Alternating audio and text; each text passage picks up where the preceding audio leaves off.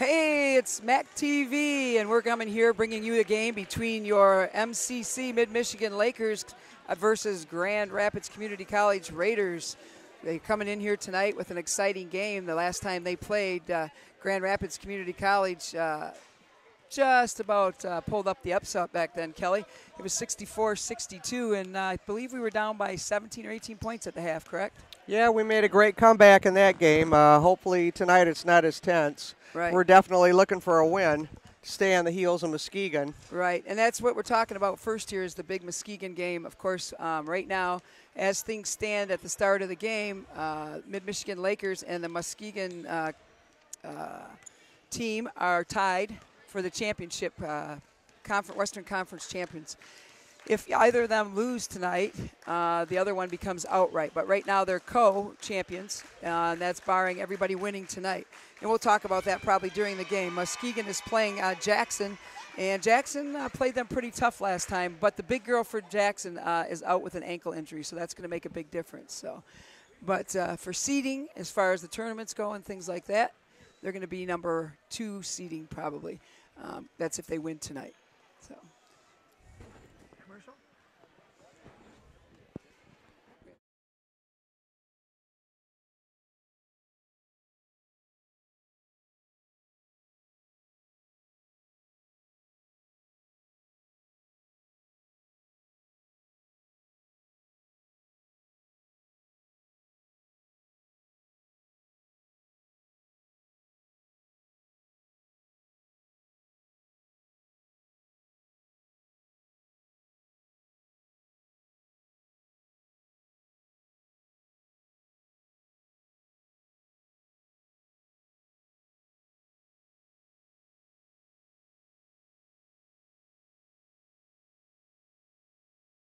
Maury Court for tonight's game between the Grand Rapids Community College Raiders and your Mid-Michigan Community College Lakers.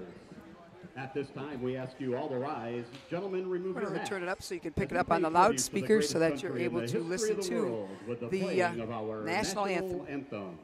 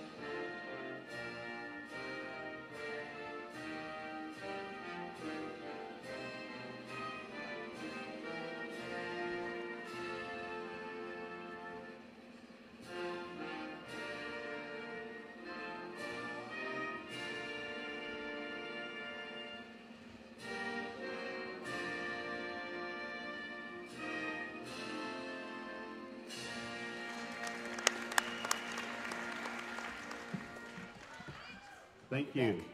Okay, hey, we're back. We just got done with the national anthem here. They always have a nice tribute here. And we'll be giving you the starting lineups here. Joining me tonight is Kelly Pierce. Kelly, welcome in. Thanks. You know, Good to be here. It's a little bit different experience, a little bit different than the radio, isn't it? Yep. But she'll be joining us in for a few comments on and off. MAC TV is here again tonight, streaming. You'll be able to see the game and go back and look it up at any time. This will be their last game here, I believe. I'm not sure. Are you guys doing next Tuesday's game? Okay, that's not determined yet. So. All right, for the visiting Grand Rapids Raiders, their starting lineup is number 3, Clara Fellring. She's a 5'6" sophomore out of Ludington. Number 13, Josie Manning. She's a 5'7" sophomore guard out of Saranac. And number 15, Haley Breimeyer out of Belding. At guard, a 5'4" sophomore. Can't catch from the other Cali numbers Tech, there. Can you, Kelly? Number 10. 15, 13, 3, Locus. 24, At forward, a 5'10" 34. It sophomore must be from 34 Sheboygan, then. All right, well, we'll get back to you with that in a minute. But we've got, 34. Michaela Beld. yep, she's the big guy that Coach Fletcher, she's the big lady, I'm sorry, that Coach Fletcher talked about that they got to shut down, and they want to make sure that they close her out and not give her any free shots. The last game we played against them, they shot 9 3-pointers against us, and they want to make sure that doesn't happen tonight, too. And the starters number 35, for your Mid-Michigan Lakers are going to be number 10, Clara Locus, number 23, Haley Cross, number 35, Brayton Meeks,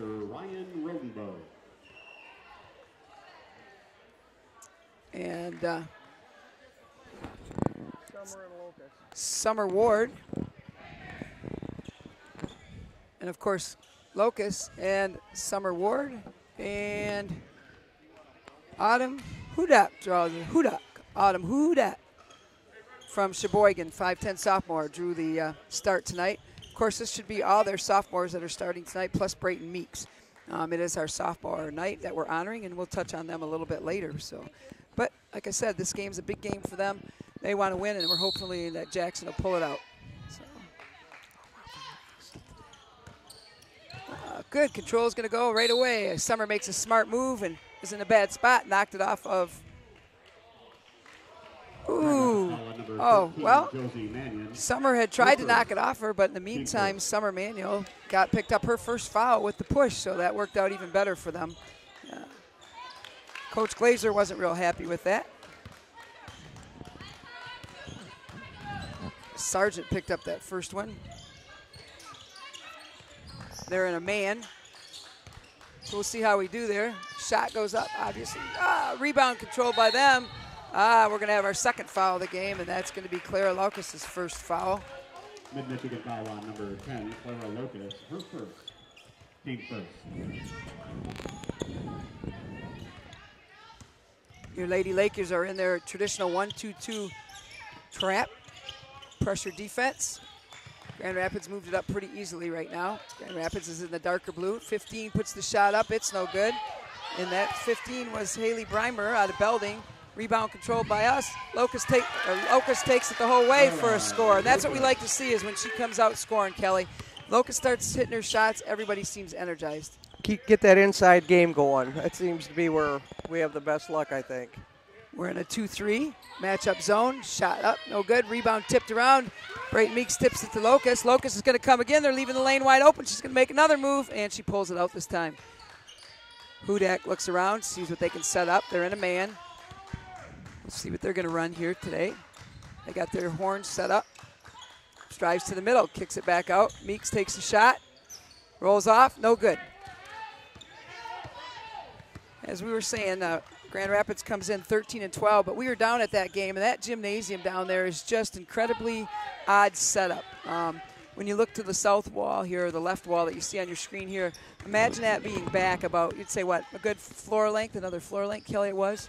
Yeah, our girls were saying, too, it was kind of hard to have a reference point to the basket since it was just two hoops hanging down in a wide open space. Yep, on both ends, so it's background. You really couldn't find it.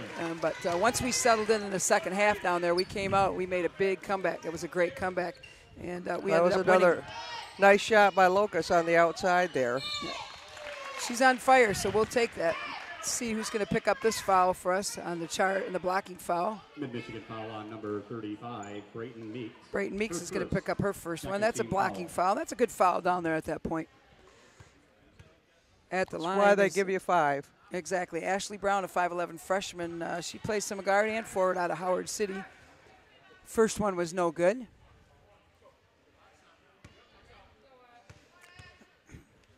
Tonight's referees are second one's no good. Rebounds controlled by Haley Cross. She gets it up to Locus. Keep it in Locus's hand. She's got the hot hand. Get her back to her. Let's see what she can do with it. They're in their man. Locus checks out her offense, sees what she wants. She's going to drive to the left. Hodak, there we go, lobbing it into her and let her work. Come up with the reverse layup. Oh, nobody to get it, and then comes Locust. Oh, she had it, but she gave it back. That was excellent effort by Clara. You expect nothing less from Clara. She's a great floor general for this team, and she's going to be a big spot for them to fill next year. Of course, we're winding down the season here. This is sophomore night. We'll bring you a little bit on each one of them a little bit later.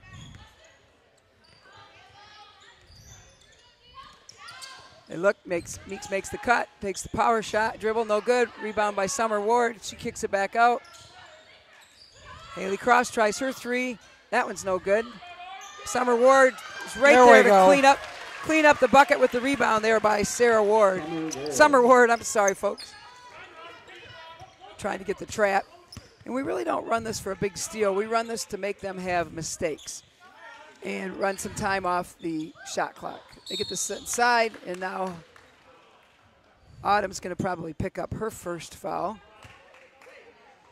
Mid-Michigan foul on number 11, Autumn Hudak, her first, third team foul.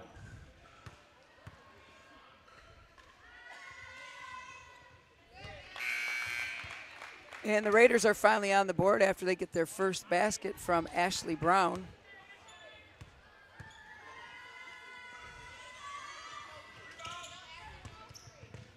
Rebounds chased down by Haley Cross. Manages to let it go off the Raiders. Contest for the Raiders, number 2, Maya Jordan. Checking in as number 2, Maya Jordan for the Raiders. Maya Jordan's a 5'11" freshman out of Kentwood, Michigan.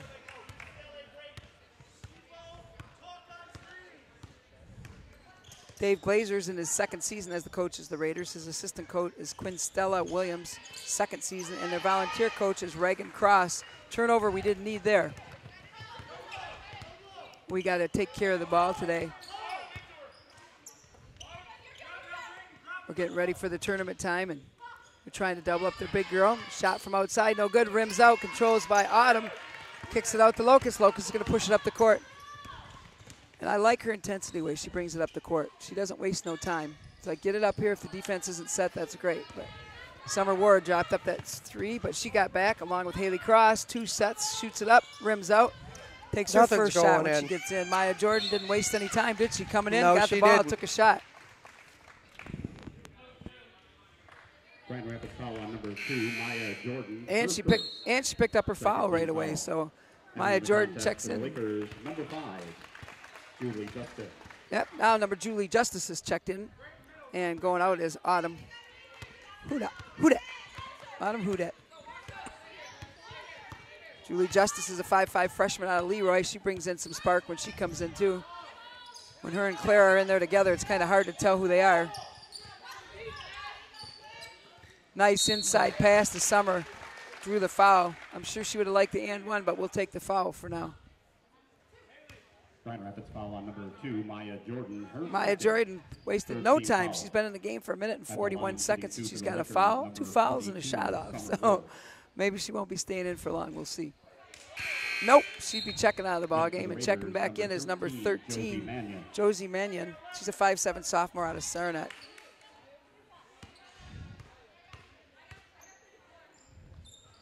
Summer's second shot's no good.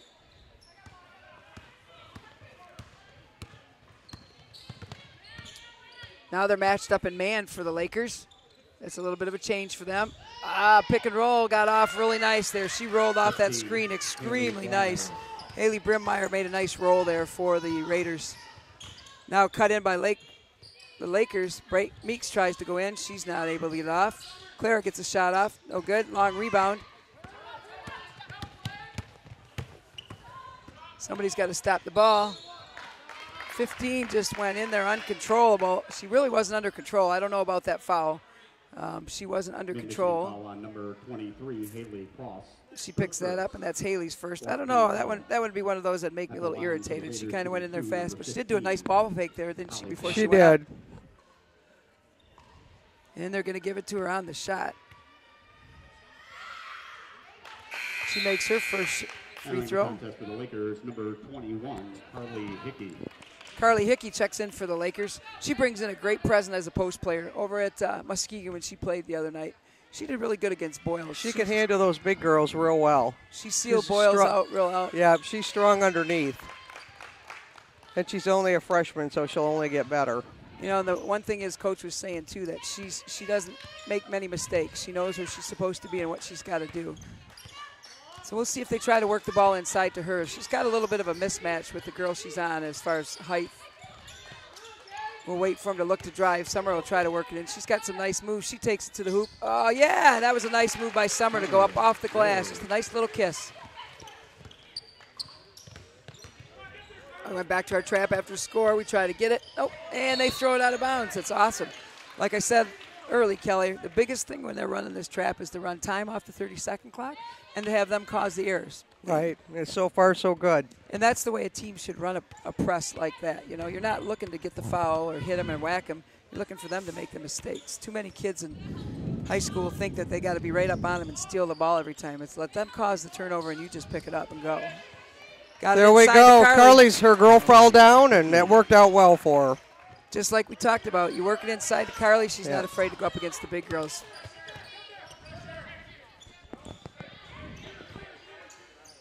Shot up by number 34. She's their girl that they worry about. I don't think she's hit a bucket yet, which is a good thing. Clara comes down, looks. Actually, that's Julie her Justin's first. Got her legs shut. That was her first shot that she took, even.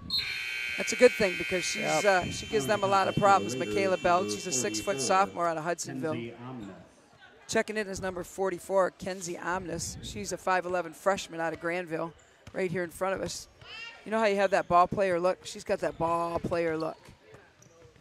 They get it up there, they skip it across the court. Wallace, they get it right away.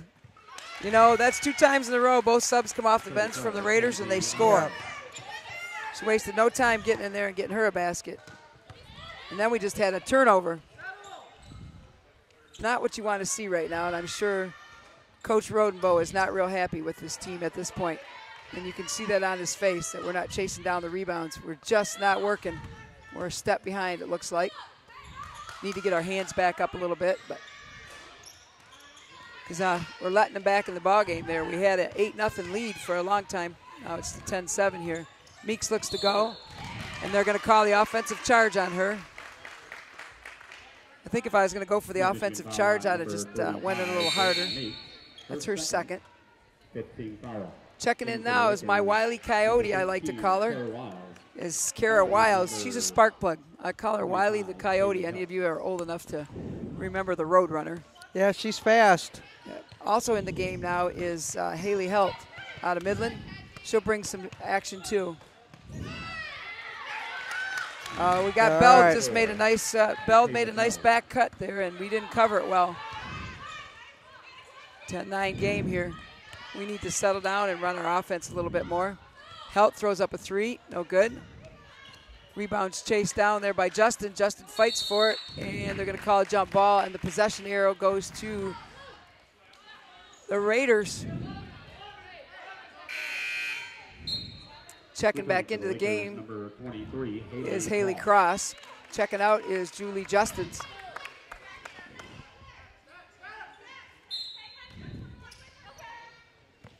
We're in a full court man.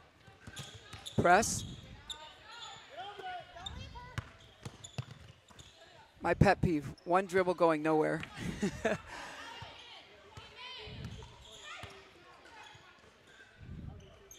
The Raiders' record don't indicate exactly how strong and a good a team they are. You know, they're 13-12 overall, and they're actually played better than that. Michigan foul on number 21, Carly Hickey, her first. That'll be Hickey's first foul. For Grand Rapids, number 34, Michaela Bell. This is the first time Belts is going to go to the line. Her first free throw is good. And that ties the ball game up with 2:26 to go in the first quarter. Not what you wanted to look at when we started out with a nice lead there. No, they've got almost half their points on free throws, too. So that's probably not the best way to start off. And all right, here comes Kara Wiles up the court. And the backcourt official is going to call her carrying the ball. And that backcourt official is Nicole Dowdell. She's a 9-year veteran, and she's got 3 years in the JUCO. She's originally from Saline, but she's living over in the Davison area now. Our other official is Trevor Allen, the shorter of the two guys. He's from St. Louis. He's been doing this for 15 years, 3 years in the JUCO. And the big tall guy that you see moving around the court is Alex Briggs. He's from Rockford. He's got 15 years of coaching, 4 in the JUCO. So.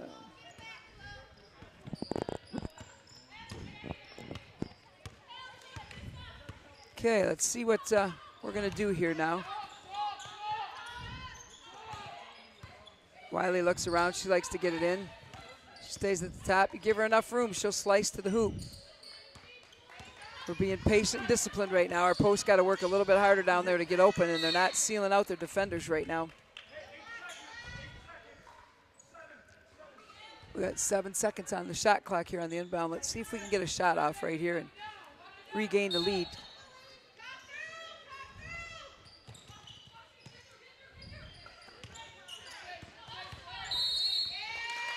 And we're going to get a 3-second call on Carly Wiles. She had her girl sealed, and she was waiting for the ball there. And or Hickey. Wow, I've got the two mixed up because I know a Carly Wiles that used to play basketball, I guess. Yeah, Hickey, sorry about that.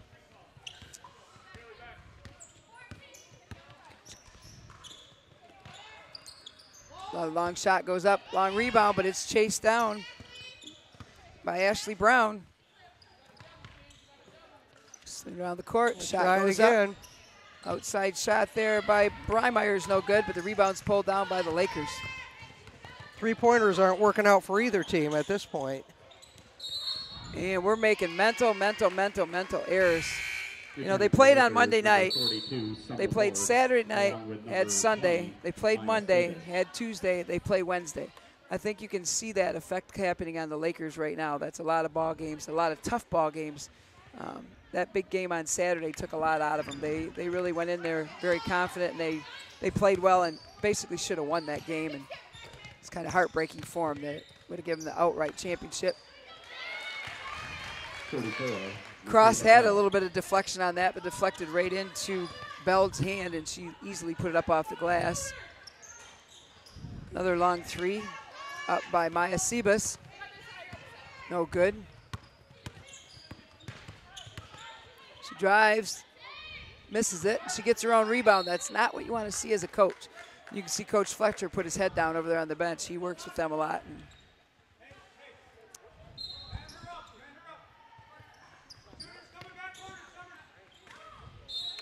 Good. Nice hands there by Summer Ward.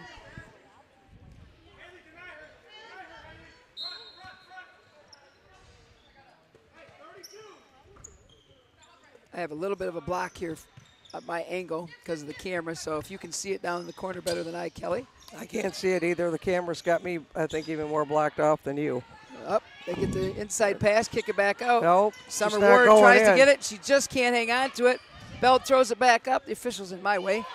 You guys at home probably have a better angle, and now we're going to get a foul, and they're going to have a trio of players to pick from, but I'm thinking they're going to go to Summer Ward on this one. Mid-Michigan foul on number 42, Summer Ward, yep. her first. And that's lucky for us because that's her first. At the line, shooting two for the Raiders, number 34, Michaela Bell. Like I said, their record doesn't really indicate how strong and how well they play. They fight for everything. You know, 13-12 in this conference. The Western Side Conference is a pretty competitive conference. You know, there's no big stars on either side or big teams on either side. I don't think when you play any of these teams, I don't think you can go by their record and assume anything. Right. So, you know, the big three always seem to be Mid-Michigan, Muskegon, and Celia, or even Lake Michigan, but can't count anybody out here. They play hard. We're getting ready for the tournament next week. Of course, on Saturday, it'll be East versus West Conference Championship game. And that'll end the first quarter, 13-10. And we'll be back right after this. Rapids 13, Mid-Michigan 10. We're gone, right? Yep.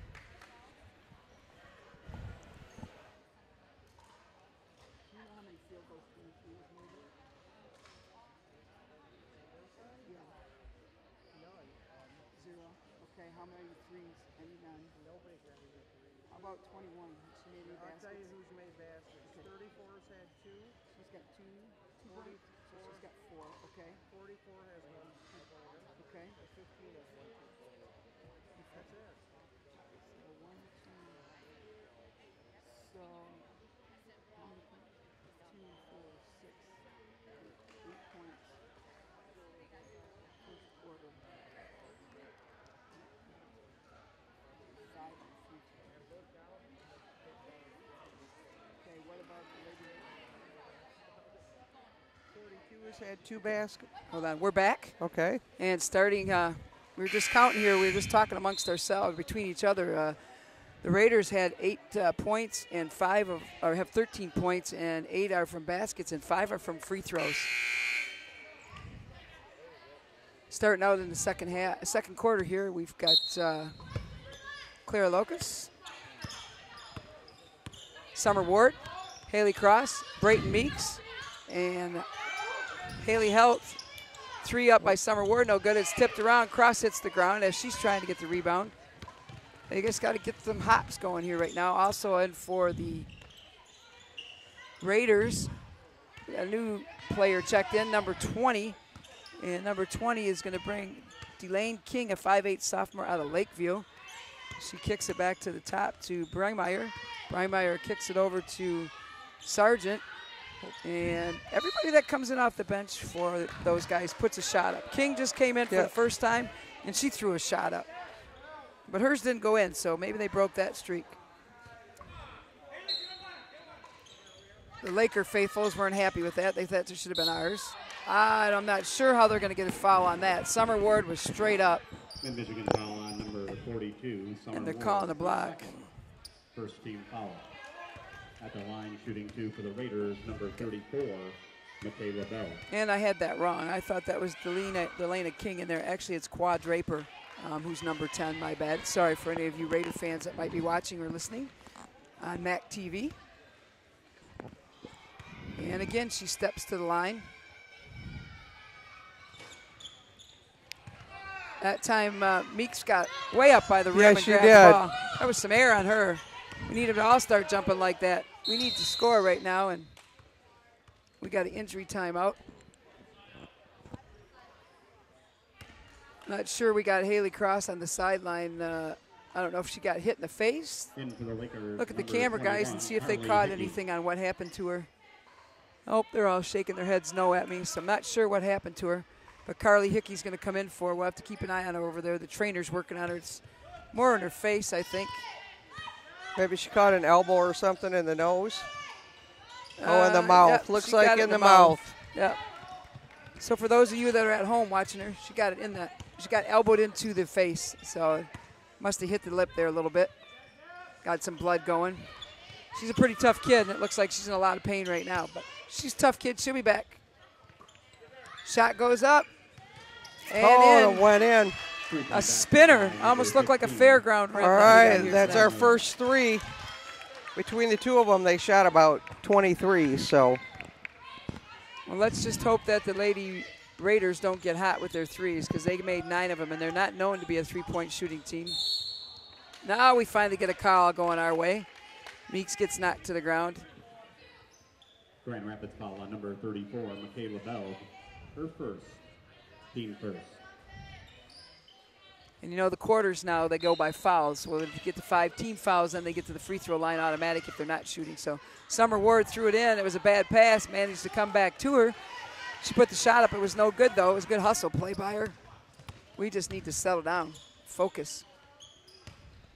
We just look all out of sorts. We don't look like the disciplined team that you normally see today. And there comes our second one. That's Kuba Draper. And right now we're going to take a 30-second timeout called by the Raider, or I'm sorry, called by Mid-Michigan. Fletcher's and Rotabo have seen enough right now. Tonight's game is being live streamed by MAC TV Network at mactvnetwork.org/live. You can also see and share this game's entire video link tomorrow at facebook.com/MacTVNetwork or at MacTV While we're waiting Network here at this on 30-second Twitter. timeout, we'll honor our sophomores. We'll start with Clara Locust. She's a 5'2" sophomore out of Calumet. She's had 50 games, in those 50 games, she's had 509 points, averaging 10.2 a game. Her field goal percentage is 40.8%. Three-pointers are 37.6, and her free throws is 73%, which is just incredible. She's had 249 rebounds, 216 assists, 95 steals, 5 blocks, and 85 turnovers. And she's a great captain. She came into Mid-Michigan with 32 credits. I believe she's in some type of nursing. Meeks takes a drive there, and she's managed to draw a foul on number 21. Grand Rapids foul on number 21. That should be her first. Ashley Bowen, her first. And that's going to be Ashley Brown, team second for the quarter. Looking to get it in. They try to get it to Carly, but it's tipped away.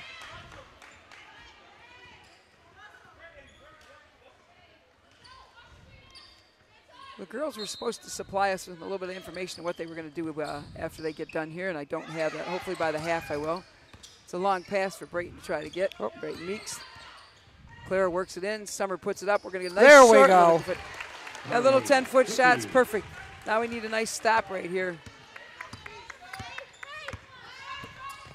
Tipped away by Summer there. She got her hands on it, managed to knock it out of bounds.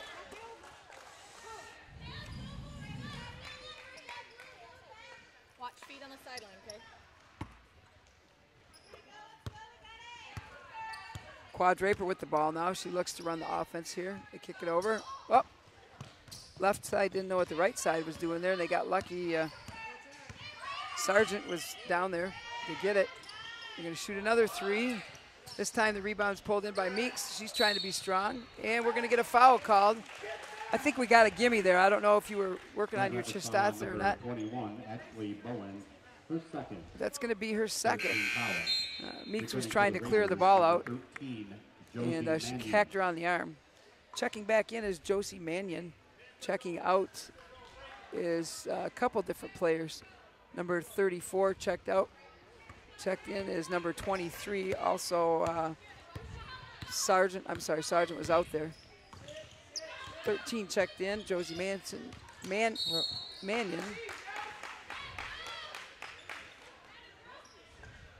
Meeks tried to drive in there and turned the ball over.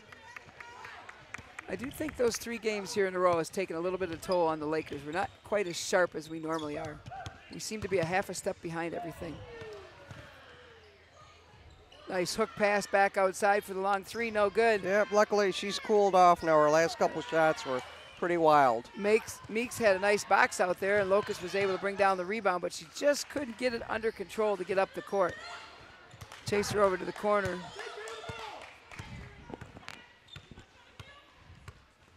We're back in our 2-3 zone. Covering up the big girl, being patient. Shot from the top, no good. Rebound up. Good job, Carly. Yep, she got in there, got that rebound down. Yeah, she did. Pushed the ball up the court. Summer Ward, she gives it back, give and go to Carly. Oh, we can't finish.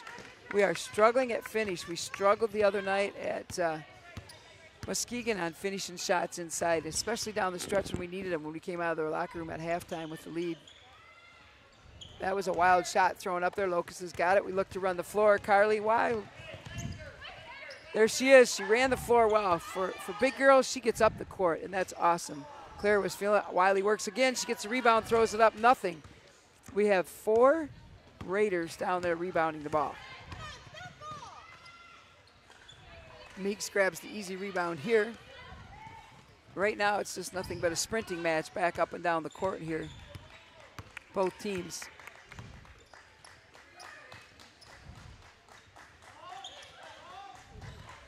Get it inside the Wiley. She looks, makes back hook. Nice. Good nice. job, Carly. Fake Carly left goal Hickey. right. Carly Hickey. And I'm going to insist on calling her Wiley. I don't know why tonight, so you have to excuse me. Grand Rapids is going to take a 30-second timeout. That'll give us an opportunity to tell you a little bit more about the sophomores tonight and their final game, technically here of the season, but they will be playing here next Tuesday night. Not sure who they'll be playing yet, but they'll have a game here on Tuesday. It'll be the first round of the tournament. But let's talk a little bit about Autumn Hudak. She's another sophomore, number 11. She's a 5'11" out of Sheboygan High School. She's played 41 games. She's got 97 total points. She averages 2.4 per game. The field goal percentage for the year is 35.7. She doesn't attempt threes at all. Her free throw percentage is at 56.7. She's got 115 rebounds, 14 assists, 31 steals, 30 blocks, and 34 turnovers. She's one of those players that came out off the bench a lot for Mid-Michigan and a good filler. She could fill in for a guard if she was in foul trouble. She could fill in for post players. She's just kind of that all-around player that they need off the bench sometime to spot some players some time. Give them a break. Good sixth man.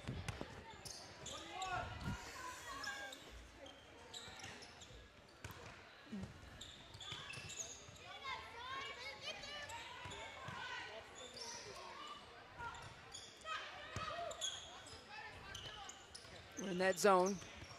Long arms. See what happens. She goes up with the shot. It's wild. Summer Ward tries to get it down. Summer's getting a halfway decent box out on Bell, but Bell's got a long arm. Her wingspan, as you can see, she can reach back over the box out that Summer's putting on her. She was about bent in half that time. She was bent right over on Summer's back. Which, to me, I thought would be an over and back call, but I'm not in the stripes. I'm just over here giving you my opinion. There we go. That always helps. When Clara Locust gets a 3, that always helps. That makes the score Okay, back we're here. on a little run here. We've scored 5 points to their none for them. So Zip. score a few more and catch right up. Got a few stops, and let's see what happens with that 3. And right on cue there, Quad Draper throws in a tray. Negating the nice work by Locust there to get her last 3.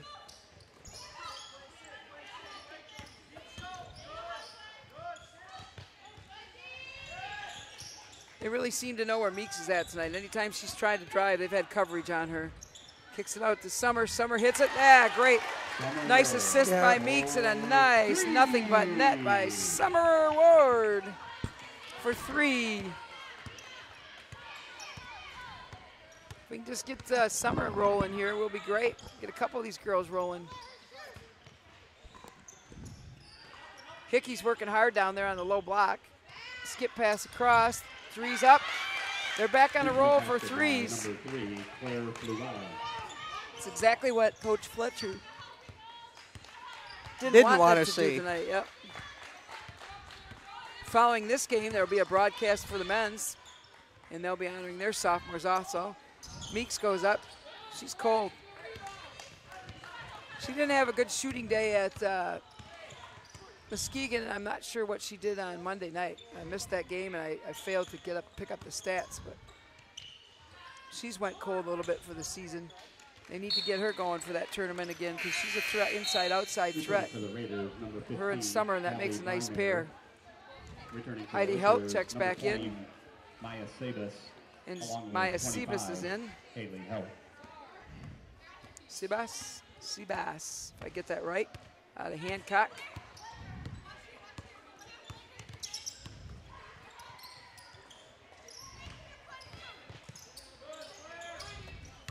Summer's driving a hoop. She knows it's not there.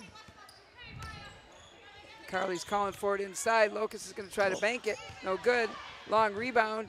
Summer taps it, but taps it right into the hands of the Lady Raiders. And they're looking to push it up, but we have 2 back. See who stops the ball?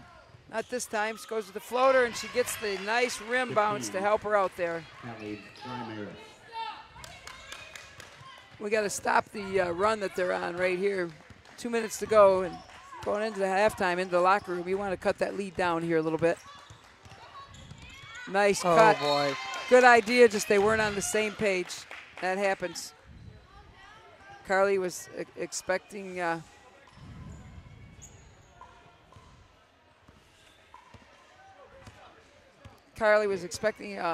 to backdoor cut, and Maya just wasn't ready to go yet when she made the cut. Little timing issues. That ball is bouncing around. Carly got a ball right in her face. Haley Cross is still sitting at the end of the bench. Got a little blood you can see there, but she looks good right now. Can't block that hook shot that Muskegon just made. Those are hard to get. Those are hard to block. Yeah, when you got a nice hook shot, it's very hard to defend that. Even if you get the help side coming over, help side can't always get their arm up in there on that hook shot. It's because you got to keep the ball nice and high. That's a shot I wish a lot of young ladies would work on a little bit more. you can come up with a hook shot. That's going to give you a lot of free, easy shots. You'll get a lot of body fouls on a hook shot. We are just having a tough time right now. A lot of unforced turnovers. It'll be interesting to see the stats, Kelly, on halftime about how many turnovers that we had by the Lakers.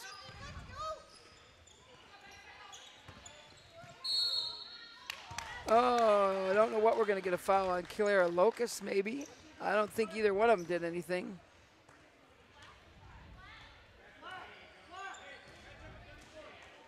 Foul is going to be on, not sure. Michigan foul on number 25, Haley Help. Oh, they gave that to Haley Help. Second team.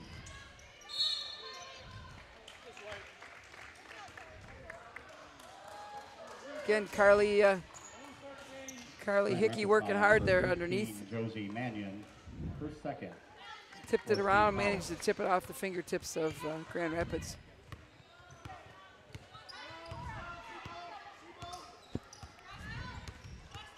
We need a basket here. 3 would be nice, but a solid inside. Kara Wiles is back in the game. She's a spark plug usually. She's got it. It was touched, so it's not over and back. She throws it up. Oh, boy. As the shot clock was running down, just about picked it off.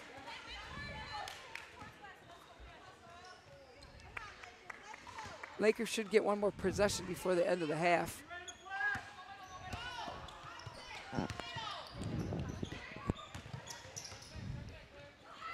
Skip pass. You don't want to give anything more up. Going into the locker room with a 10-point deficit would be much better than going in with a 12 here.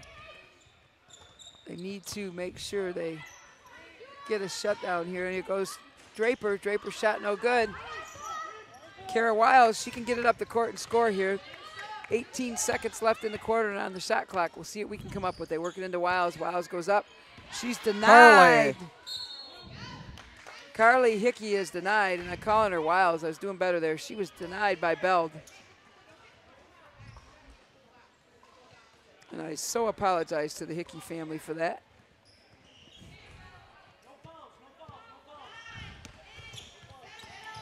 They're going to be tempted to just dribble it out.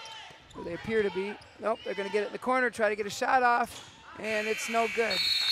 So we're going to come into the halftime with a score of Lady Raiders 30, Lakers 20. And we'll be back after this halftime break. Please look at our sponsors, and you should be seeing them right now. We'll be back.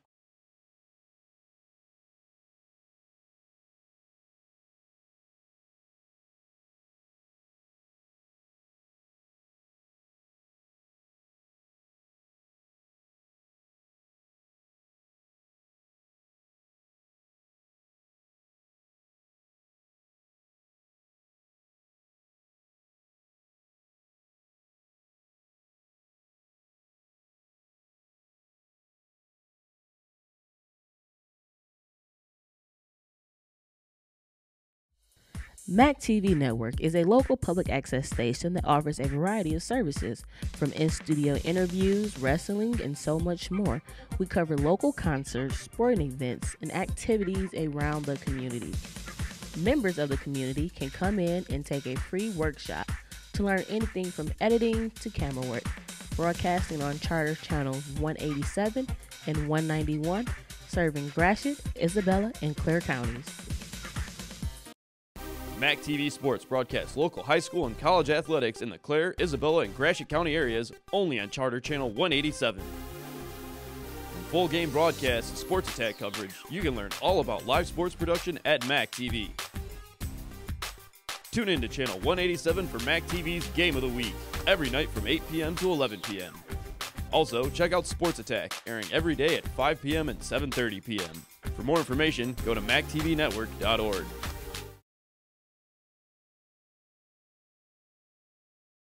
Welcome to episode 2 of Sports Attack. Joining me is coach of the St. Louis Sharks wrestling program, Coach Kevin Kuhn. He has led this team to 6 consecutive TVC conference championships. Thank you for joining me, Kevin. Hey, thanks for having me. So, Coach, I want to start by asking you, how long have you been coaching wrestling, and how long have you been coaching wrestling at St. Louis? Okay, well, I started my coaching career as an assistant When I was stationed in North Carolina, I was in the Air Force and started coaching 2 years as an assistant at Charles B. Aycock. And then when I moved back to Michigan, I was attending Central, Michigan University, and I was assigned St. Louis for my student teaching. And so I assisted Bob Treloff for 2 seasons and coached a middle school season here my first year, and then I've been the head coach for, this is my 11th season. Very nice. I'm a senior Chippewa currently as well, so. Fire up chips. That's right. So have you coached any other sports in the past? And if you have, what about wrestling was a calling to you? I've coached my own children in Little League softball and baseball, but wrestling has always been that sport where there's more help needed, I think, than any other sport, and it's very hard to find good help, experienced help. You know, I came from a very good program. I grew up and went to high school in Hudson, and that program has a lot of tradition. My coach is still there. My head coach is still there, and they're in the finals every year. And you know, that the foundation that wrestling builds for a person's life to be successful, it just ingrains a work ethic like no other sport can. And so if I can help to create that same work ethic and drive and passion for young men and young women coming through our program, you know, that's kind of why I've gravitated toward that sport. So for a small school like St. Louis to be able to win conference titles consecutively like you've been able to do is a very difficult feat and very impressive. How have you been able to establish such a winning program at this school? I think with any sport and any successful wrestling program, you look at it from top to bottom. You have to have consistency. I had a consistent youth coach with Greg Beeson and a consistent middle school coach with Pat McLaughlin, and so that was a feeder system for us. And then I have a very good assistant coach in John Reeves at the varsity level. So those other individuals were able to get us the numbers, and we were able to install our system, our technical system, I would call it. And you know, me being in the school on a daily basis to keep all 14 weight classes filled with individuals, that's key. And I would say that's, you know, what has allowed us to be consistently at the top of our conference. Certainly sounds like very much a team effort. Yeah, all absolutely. The way around. So since the regular season ended with you winning another title, you guys defeated Montebello in the districts and had some great individual performances amongst your wrestlers in the individual tournament. Have you guys reached your goals since the end of the regular season? As far as the postseason goes, beating Montebello in the district, that was a goal, and we knew it was going to be a tight matchup. Sean Ballhorn's a great coach there. He's been there for a long time. He has 400 plus wins, and you know, we were able to maybe strategize to create some matchups that ended up being to our advantage and helping us win. Getting 8 through the individual district, probably could have got a couple more, but you know, could have had some of our consistent wrestlers fail as well. So 8's a good solid number, and moving forward into the individual regional tomorrow at Carson, I would love to get at least 6 of the 8 out, and I think that's a realistic goal for us to achieve. Last thing I wanted to ask you, Coach, do you see yourself coaching wrestling at a college level at any point?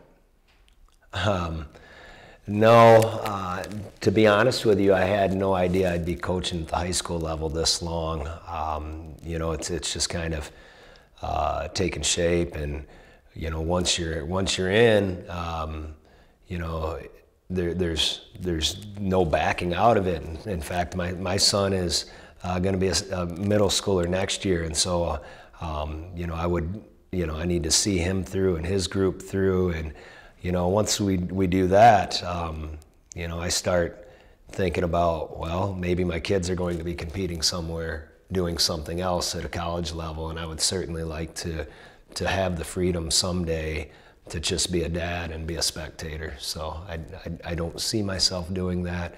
You know, things could change, opportunities could pop up to be an assistant at that level maybe. But, you know, I would need a crystal ball to see that happening, so. Coach, thank you so much for joining me. Congratulations on your performance this season and many seasons in the past, and best of luck for the rest of this season and many seasons to come. Hey, Nick, thank you. Thanks for having me. Absolutely.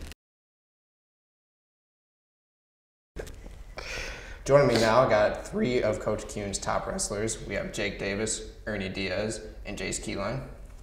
Fellas, I want to start by saying you guys have had a great deal of team and individual success throughout your careers at St. Louis. How have you and Coach Kuhn been able to keep this train rolling? Just constant work throughout the season. Like during wrestling season, we're always all together, like nonstop talking about wrestling, always about wrestling, and about what we can do to get better, like watching videos before meets. Really to piggyback on that, really what we do in this off season, we really came together a lot and made sure we were all working out together. We had teammates working out with us, made sure they showed up. And Kuhn and our assistant coach, John, were always in contact with them, talking on how we could get better and any like advice they had for us to help us get better. Yeah, and I think like Ernie said, the working out in the summer and going to off-season tournaments and just getting more exposure even outside of the season to keep growing and keep from going backwards from taking long periods of time off in between the seasons. Sounds like for a fairly individual sport, you guys got a strong team bond environment going on. Mm-hmm. So do any of you play any other sports, and if so, what do you play? Yeah, I play football and baseball as well. I just play football besides wrestling. I play football and baseball as well. Do you believe that your wrestling careers have benefited your performance in those sports, or vice versa? Yeah, definitely. Like playing, like I've always been a defensive back for football or whatever, and then I played linebacker this year, and it was all about staying low and like moving low, and wrestling has taught me to stay low, so it was a lot easier to incorporate wrestling with football this year. Yeah, my whole life I was always bigger. I used to be a big kid. In high school, wrestling really helped me lose weight and get quicker on my feet and move around. In football, I was always a O lineman, D lineman, and this year I got moved up to linebacker. So like always being low in a wrestling stance helped me on the field, moving around quickly, avoiding blocks and stuff. Yeah, and I think to piggyback off that, being able to wrestle and use my footwork on the football field has definitely given me an advantage over my opponents in ways that I'm a very small inside linebacker and I use different techniques such as my quickness and being able to maneuver away from big offensive linemen to really make me stand out. Nice. So you guys have been doing this for a long time, obviously, so what kind of mindset do you have going into a big meet like tomorrow morning? Like Keen's always told us, or well, when we watch these videos before our meets or whatever, we watched one of them and it said to not make any matches special. Like every match is just another wrestling match. So that's kind of the way I look at it now. It's just another wrestling match. Just go out there and do the same thing every time. Just be consistent and just know that if you wrestle the way you always do, then the outcome won't ever change.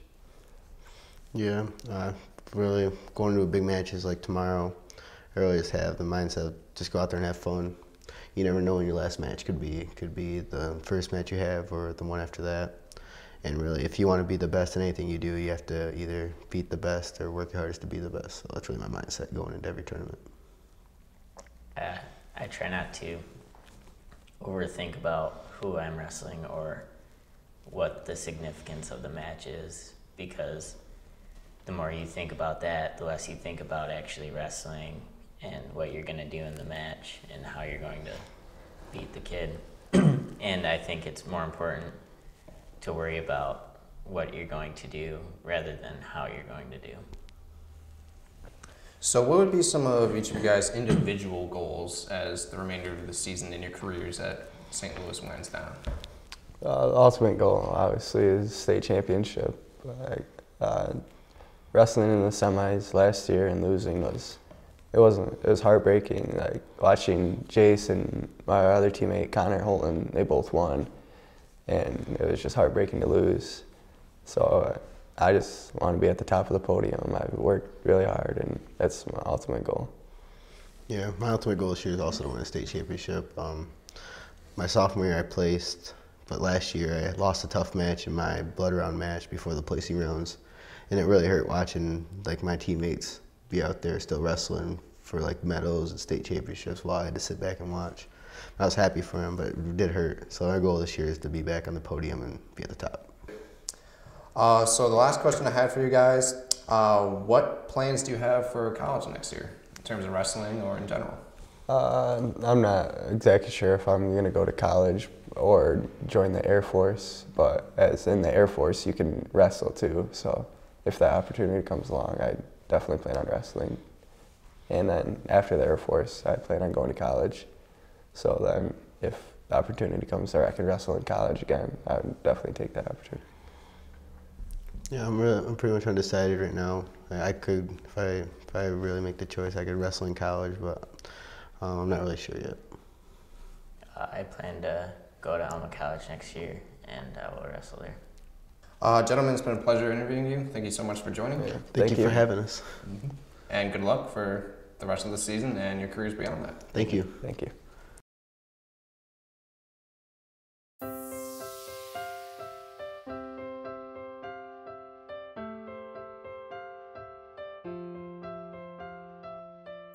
On February 3rd, Mountain Town Station played host to Mount Pleasant's annual Man vs. Mountain 5K.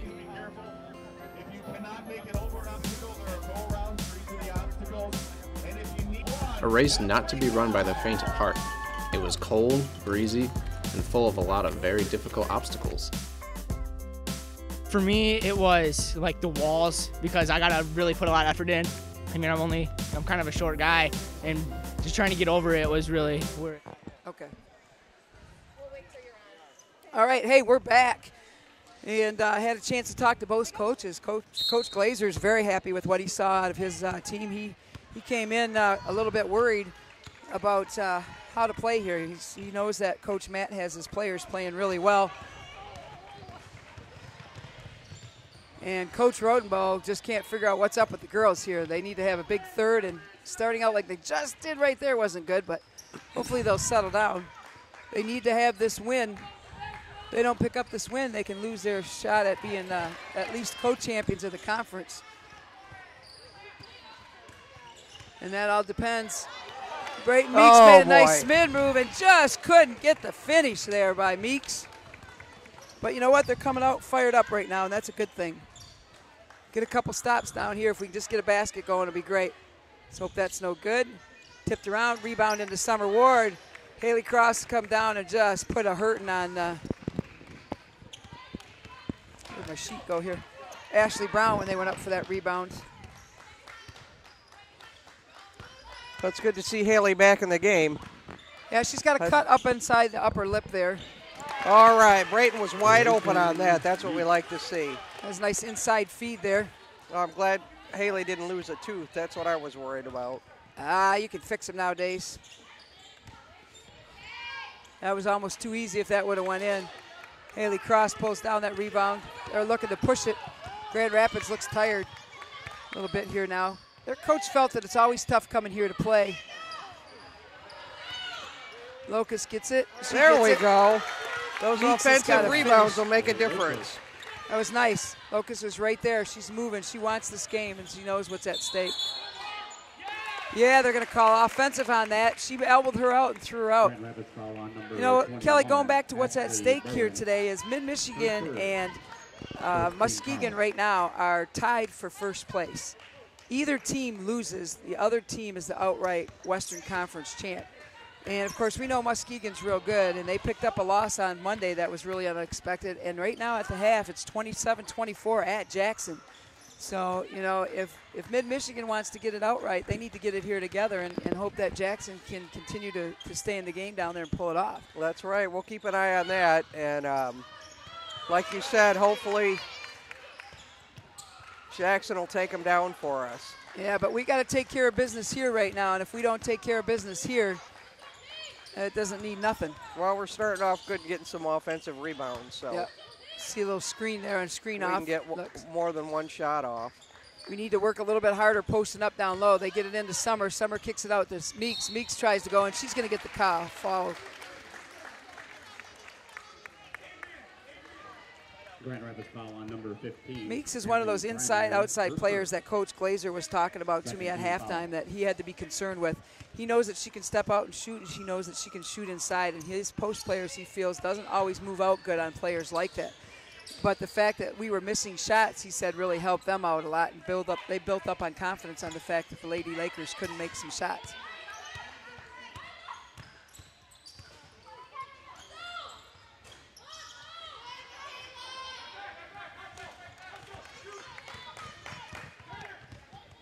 We crawled back from a bigger deficit than this at their court and ended up winning the ball game. But yeah, I think we were 17 down there, so yes.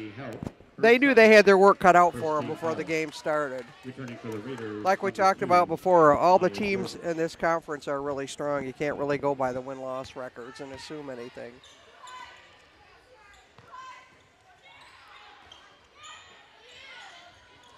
Three goes up, it's no good.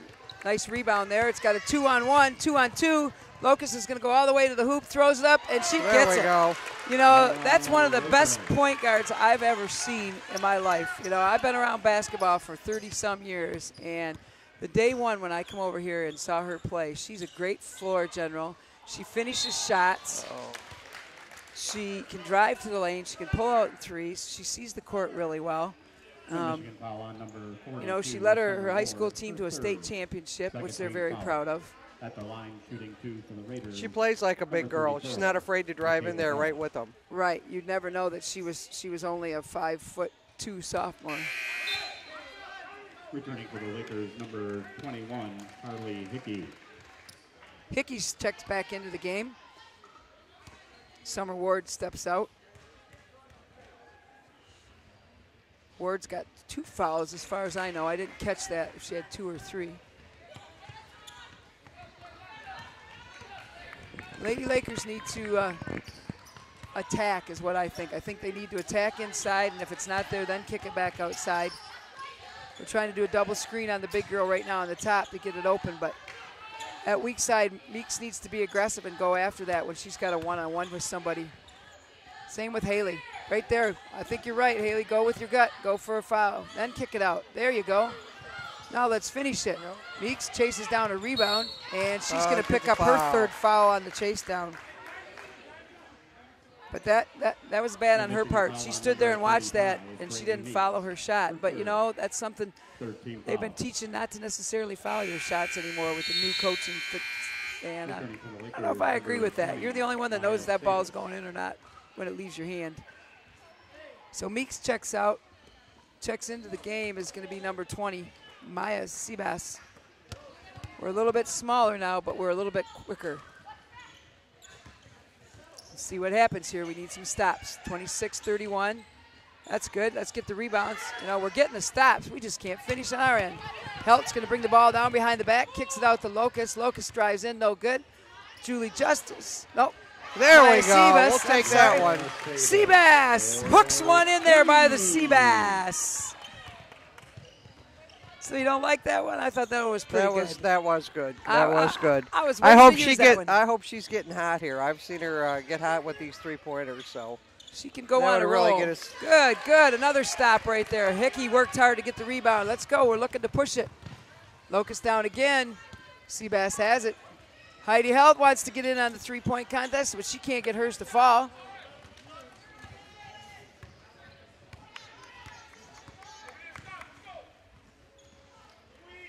They need to have high hands right now. They got their hands down low. That's one thing that's a pet peeve of mine is if you don't keep your hands up high, you're late in getting them up when you want to block a shot or get a rebound. Carly went in there with her hands up for the rebound, and she got it, did she not? That was nice of her to do that right when I was talking about that. Maybe she heard you.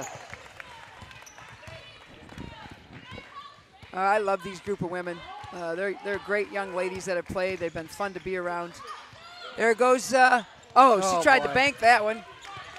Was chased down. Let's try it again. Nope.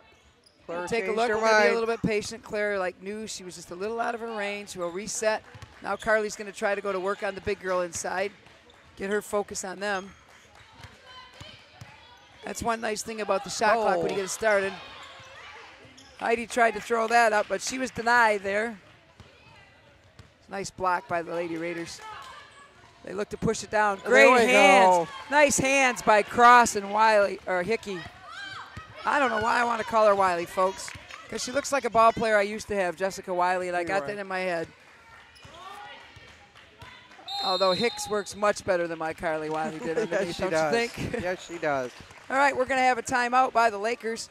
I believe it's going to be a full timeout. So we're going to go to a commercial break here, and you'll be able to see our sponsors here on MAC TV. Nope, guess we're not going back to anything. So looking over here at the big shots, and they're looking at me like I'm crazy, which I am to do this, but even better. But hey, in the first half, stats for you, just want to know for Grand Rapids. Let me see. They had a overall field goal and three-point combination, 26%. They had 13.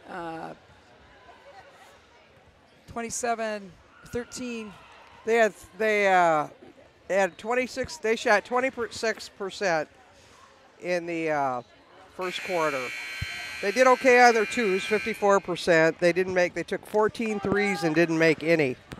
And overall, they were 26% for that first half. I'm sorry, not the first quarter.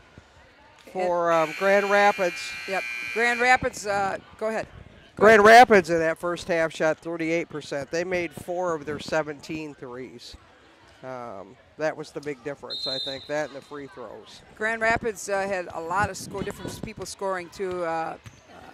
Omnis had 2, Beld had 7, Breimeyer had 9, Mannion had 2, 6 by Draper, which were both threes, and Fleewelling had 3s. For the Lakers in that first half. There we go. Julie Justin nails it. That gives us back the lead at 3:28. Let's mark that down, 3:28. 3:28, Kelly's when they took the lead. Let's see if they can hold on to it now and build off of that momentum. For the first half, the scores were led by Clara Lucas with 7. Carly Hickey had 6. And Summer Ward had 7. Nobody else had any points in the first half for our team. We had 17 rebounds, defensive rebounds, and 6 offensive. Now we're going to get an offensive charge called. You know, and that's kind of nice to see because Meeks got one of those called on her earlier in the first half, and that was kind of iffy. That looked like the same foul. So, you know, we're getting good consistency by the officials, believe it or not, folks. We don't always think so, but it really is. It just depends on where you're at when the whistle's blown. I got to get to our other sophomores here sometime that we're honoring tonight. I still have Haley Cross and Summer Ward. And that time, Locust gets in on the three-point party, making it 35-31. We can take that. Another shot doesn't go down. A push from behind, but that's all right. Oh, we're going to get a double dribble called instead of a foul. Coach Rodenbow over there really felt that was supposed to be a foul instead of a double dribble. But we're going to go to a full timeout for the Raiders. And that'll give me a chance to tell you a little bit about Haley Cross, our third sophomore being honored here today. Haley comes from Marlette at 5'9". She's played 50 games. She's had 410 points in her stellar career here. She averages 8.2. She's got 41.8% field goal shots, 3%, 20.9. Free throws are 63%. She's got 240 rebounds, 56 assists, 38 steals, 4 blocks, and 97 turnovers in her career to date for the Lady Lakers. And our fourth and final sophomore is Summer Ward, a 5'9", from DeWitt, Michigan. She played 49 games. She was out there for a while this year with strep. She came back and had a really hot game after that, which was kind of interesting, being so whipped out. But she scored 541 points to date, 11 points per game. She's averaging. Her field goal percentage is 34.8. Three-point percentage is 27.8. Free throws are 69.2, and she's got 299 rebounds and 119 assists, 86 steals, 4 blocks, and 99 turnovers. All 4 of these young ladies are going to be tough for Rodenboh and Fletcher to fill next year. Summer's a good hustler, that's for sure, and she's not afraid to take a shot. Clara, like you said, she's like the best point guard you've ever seen. Autumn and Haley are good inside, but I think they have a good bench going into next year. So I think you can keep your expectations high. You know, and they do. They don't lose very many, which is a good thing. And, you know, almost everybody on the bench plays very regularly and consistency, and they're pretty even. Laukus. She's got the ball now. Is spinning around. Oh, Wiley had her, or Hickey had her pinned underneath there. I'm sure you can see this. She's working hard. Now she can't get it up. She gets double teamed. Take the ball away, but that's a travel. And I thought I'd help that official out right there. Sorry, folks. He must have heard you. Just can't help myself. I still got that coaching voice. I got to change to a TV radio voice now. So. But I feel the officials are doing a really good job here today. It's pretty even. Kara Wiles is back in the game. Well, Kara Wiley, I like to call her Wiley the Coyote. She almost turned it over, which is very uncommon for her. Justice drive. She's going to get the blocking call. It's going to go against number 20, Delane King out of Lakeview. Grand Rapids foul on number 20, Delaney King, her first 14 foul. You know, this is the 3rd game in the row, and for the Lakers, and it was taking a toll on them in the first half. They lost 48-53 over at Muskegon, then they turned around on Monday and played Jackson at Jackson, 75-56. Now this one, you know, that's quite a few games right in a row there. They were playing the 19th, and they had a nice, then the 21st, the 24th, 26th, and 28th. That's a rough schedule to go through. Nice pass to go in, but she was definitely denied there by the big girl, Beld. She said, not in my house. You're not going to make a pass in my house. Denied. That time she gets it over. Carly just can't get a hold of it. Oh, that was a nice effort there by Breimeyer to get that basket in. She almost traveled. She looked like she wanted to stop for a jump shot, but she continued on and just got a little floater to go in. Oh, that was a WNBA shot there by Maya Seabass. Seabass is going deep fishing now. She was way out there. And that's nice to see. Oh, we're going to get a foul called there. Nope. Oh, it's going to go offensive foul. 34 got called for the clear out. She did make a little throw there on good old Kara Wiles. She pushed her around there like she was just a piece of toast. And now we're in the bonus section. That's the 15th foul in this quarter. So for the next minute and 10 seconds, the Lakers will be going to the free throw line. And hopefully they'll hit these and they can extend their lead just a little bit more going into the 4th quarter so they can have a little bit of comfort. Wiles is at the free throw line now. Her shot's up and good. There we go. We'll take that. She's going to be one of those players that's going to have to step up next year, and I'm sure she's going to do a good job taking over for Claire at the point. We've seen her do that a few times this year, and she does it with ease and speed. So far, what a difference a quarter makes too. We've held Grand Rapids to only 3 points this quarter. Let's hope we can shut them down for the next minute and 5, and that's good. Good.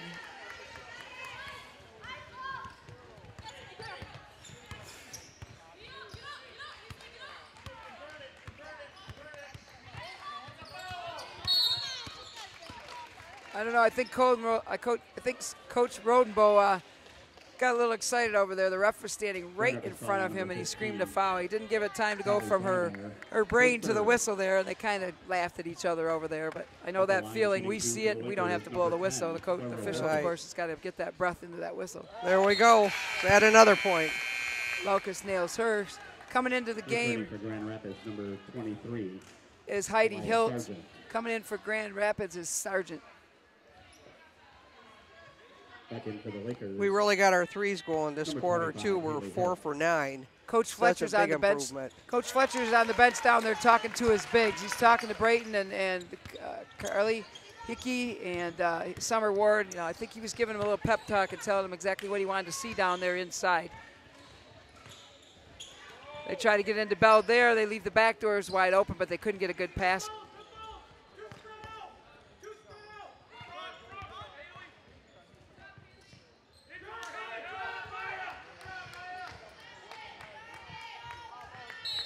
Good.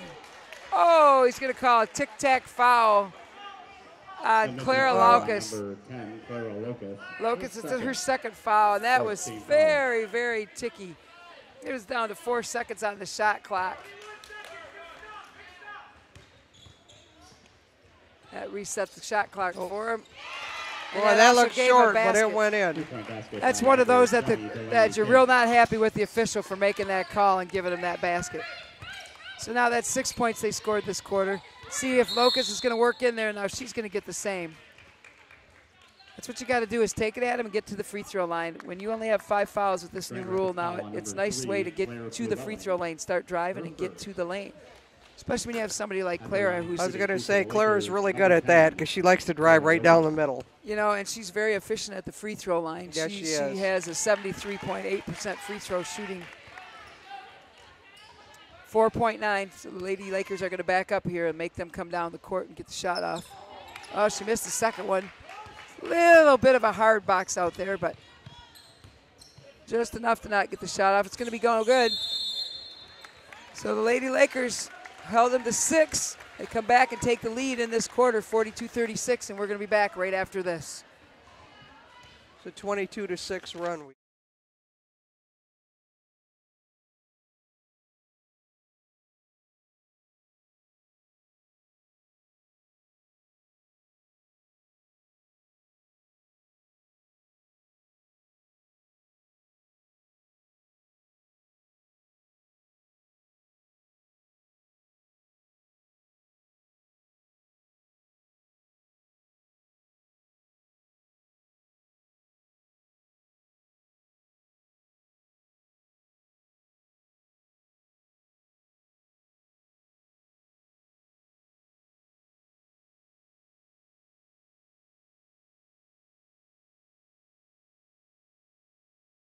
All right, after that short little break, we had enough time to find out what's going down at Muskegon, and they must have got word that that the Lady Lakers were down up here because they come back and had a great third quarter down there, and they lead 49-28 at the start of the fourth down there. And, of course, your Lady Lakers lead 42-36 here, Kelly. So the Lakers have to finish this out to at least have a tie because Muskegon has stepped it back up and made it 49-28 right now. Well, we're looking pretty good right now, so if we keep this up, we shouldn't have any problem.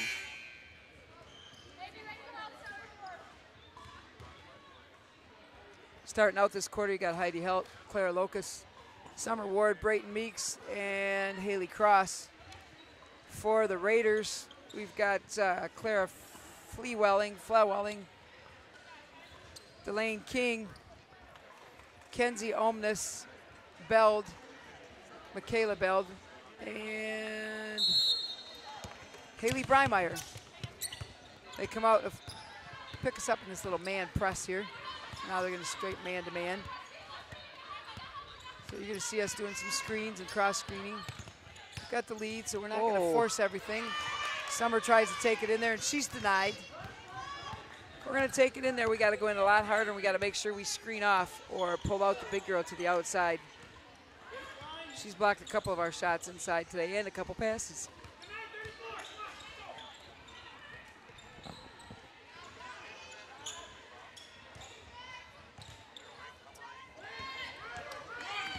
Here comes Locust. She's got that look and a head of steam. She pulls it out. Psych, makes that girl come flying at her. Gets inside to Meeks. Meeks goes to go up, and she's blocked. Big time block by Beld. Oh, I believe that was a travel, yes. And she even knew it because it threw off her first shot for her to be able to try to take that shot. Threw her off.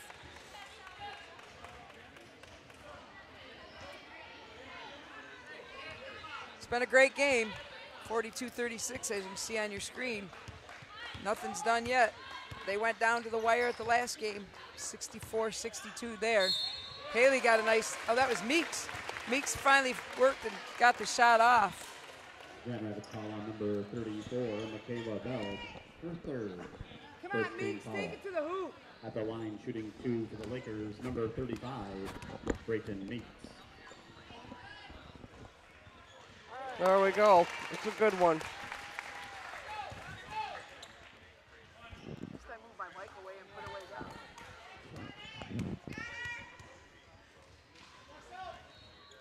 She needs, her and Summer Ward and Haley, all three of them need to go to the hoop. You know, that big girl can't stop them every time, and they know how to make the moves on her. We come out with our trap here, and we've jocked up the trap just a little bit more, and they were able to get it down to Bell. Bell kicks it back outside. That's going to be nothing but net there for Blymeyer. Callie Blymeyer. 44-39. I'm sure Coach Rodendoe would like to see us stretch out this lead. Summer Ward thought she had it. But Locust snuck in there and stole the rebound right out of her hand. Almost put it back up over her face. But they're going to set it up. She's a great floor general, isn't she? She just turned right around there and said, let's set it back up. Yes, she did. Yes, she did. She slows them right down and gets them right back into the rhythm, into the play. I'll tell you what, Beld is certainly pushing around Brayton Meeks. I mean, you know what? Beld's probably got about, I'd say 20 pounds on Meeks. Well, probably more than that. Probably about 35 or 40. And Meeks is taking having nothing to do with it right now. I don't know if you guys can see this at home, but the little pushing match going on between Brayton Meeks and Beld has been a real interesting combination going on down there. Oops. Yeah, when you watch 34 or 35 for our teams match up down there, they're getting pushed around and they're working hard right now.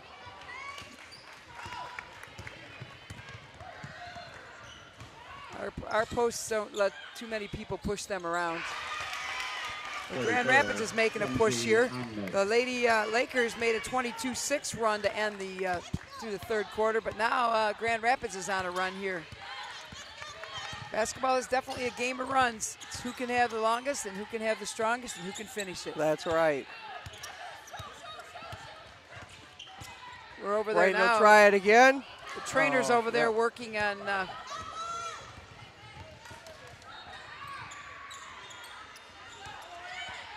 got the trainer over there working on one of our players. I think it's Summer. Nope, not sure who it is stretching her out. Never mind, don't worry about it, it's one of the boys. I was trying to figure out, I was counting the numbers on the bench, but now we're just kind of getting into an up and down running match here. We need to settle it down, and here comes the floor But they've had a turnover the last few times, so I guess they're going to slow them down. And official timeout. Yep. We had to have an official's timeout because we got some blood coming again out of one of our players. I believe it's Brayton Meeks. Meeks is bleeding right now, so they pulled her out of the game.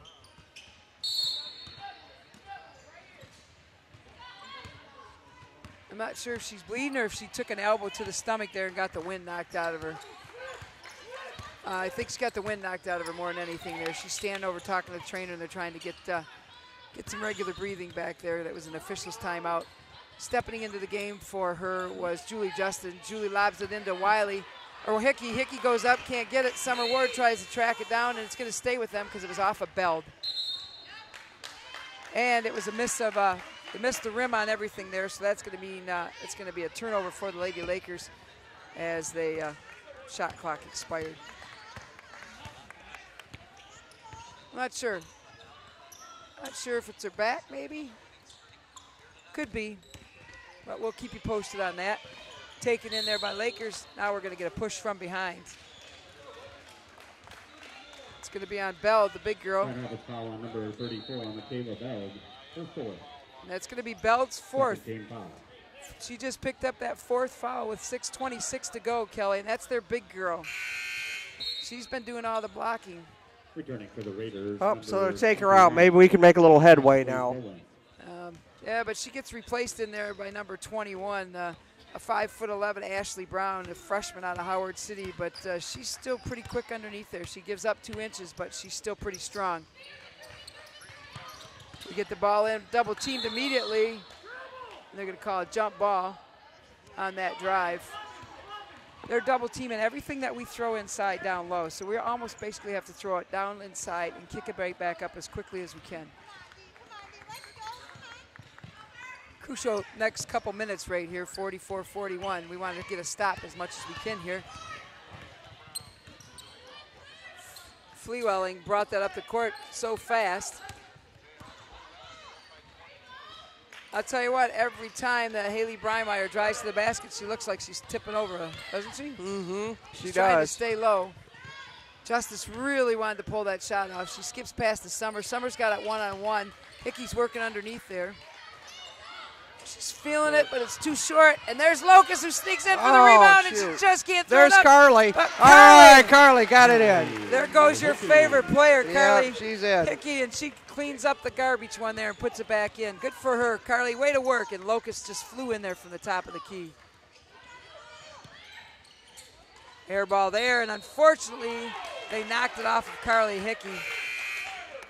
Coach Rodenbow doesn't agree with that. The whole coaching staff doesn't. My angle, it looked like it, but they only know. Only they know.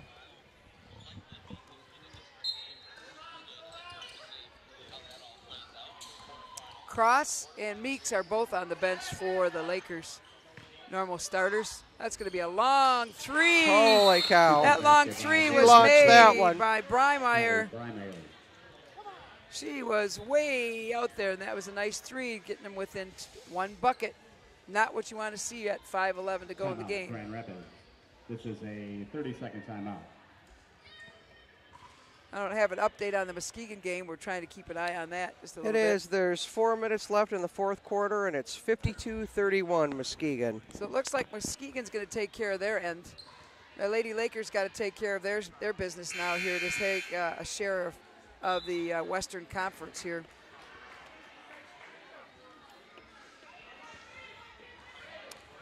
And that will determine on the seed. The number 2 seed will play the 6th seed, and that's going to determine who else they will play too, because they would be the number 2 seed even as a co-champion, because Muskegon has won both games, head-to-head games as they call it. So that gives them the nod. But that also gives an additional game to Muskegon, because on Saturday they will play the winner from the Eastern Conference, which I believe is Macomb County or Macomb Community College. So that's an extra game you might not really want to throw in there before the conference tournament, which gets you into, Hickey worked hard there. Going into the conference tournament, which is, you got to win your tournament to get into the big dance. Well, will they play that game in Muskegon, or where will they play that game? They will play that game. Or at will St. be over Clair. here. Nope, it will be played in Muskegon. It's the Western Conference turn to host. I believe they go back and forth.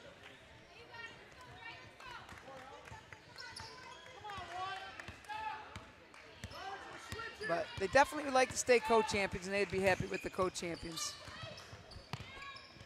Right now we got to take care of the ball, look for a good shot, and not settle for something we don't want, and do exactly what we just did right there. Clara took her time, everybody get flat-footed, rested, and then tried to blow by Grand Rapids foul on number Quad 10, Draper. Quay Draper, her first. And that's actually her first foul of the game. And that's the 3rd team foul. And again, here we're coming down the stretch. Right, now when she was in before, she was a big three-point shooter for them. So we'll see what See happens. if we can keep a handle on her now. Meeks is back in the game. There we go. Basketball number 35. And Matt is going to go for the old-fashioned three-pointer there. So whatever is hurting her, she played through. She's fouled by number 13, Josie Mannion. That's her third. Oh, you got to love it. I don't know if you can see in the background, if you can catch the AD in one of your pictures there. You know, that's how your kids grow up to be great basketball players. I don't know if you folks were able to see that on your camera screen at home. But the athletic director here did a great job coming down. He's got his son in his hand now, but he had him on the ball cart. Precious picture. carrying around, had the basketball. That's the way you grow up loving the game. What a better place to have a kid these days is in the gym. Start them out young. Just let them play around. Nice rebound there by Seabus. Okay, we're going to get those blondes all in here, and they're going to hard to see them. Oh, Kara Wiles, Kara, a.k.a. Wiley Coyotes in there, so. We got them spread out wide right now. We got Wiley out there. Wiles, Locust I'm is sorry. getting everybody where she wants them. They're going to do the double drive off Yeah. the top of the double screen. Look for Summer for the three, and it's short. It's a bounce. Oh, almost got the roll. You got to give her credit. She keeps after those threes. You know, good shooters keep on shooting, and that's what we do.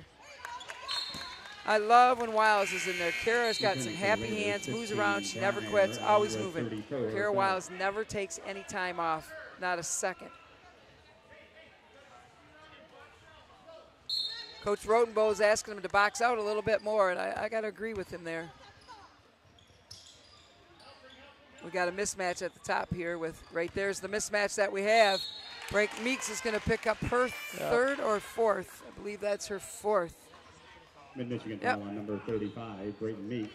That's her fourth. First team foul. And as I was just starting to tell you, we had a mismatch up there with Clara Locust and Ashley Brown. She missed, luckily. And they found that.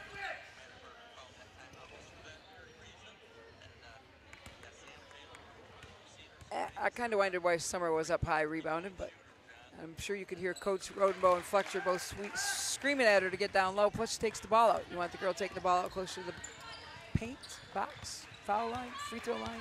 I don't even know. Baseline was the word I was looking for there. You were a lot of help. Watching the score on the other game, too. I think we pretty much know who's got that one wrapped up. Yeah, I so. think you're right. The game's about over on that end. So the Lakers are playing to be at least co-champions of the Western Conference here, and they got to hang on to this Wow, lead. I don't even know how she got that shot off. That's because Kara can make shots. That shows you that that's a kid that's been out in the yard shooting shots from every angle in the backboard or Saturdays in the gym. The line shooting two for the Lakers, number 13. All their guards are about the same size, but they're all pretty deadly. They're not afraid to drive, and they don't care how big you are in the middle. They'll drive right through you. Coming back into the game for the Raiders is number 3, Claire Fleewelling.